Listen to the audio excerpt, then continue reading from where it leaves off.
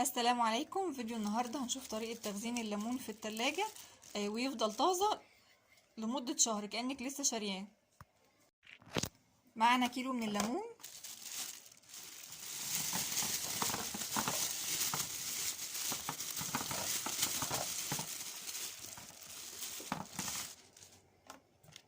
وعلبة تلاجة، أي علبة تلاجة بغطا،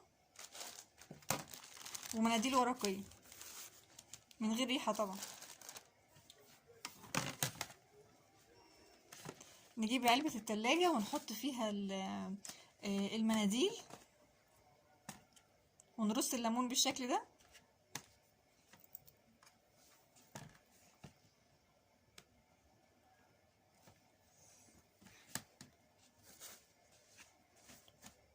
والطبقة التانية برضو نحط مناديل ونضيف برضو باقي الليمون.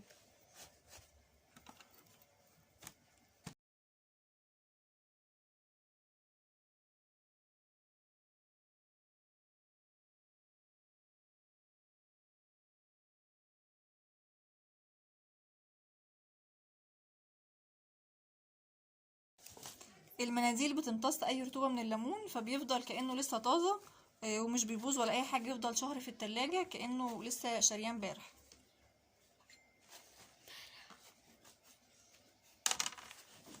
وبعدين غطيناه بمناديل زي ما انتم شايفين بالشكل ده، ونقفل العلبة كويس ويتحط في التلاجة من تحت ويفضل لمدة شهر كأنه طازة بالطريقة دي.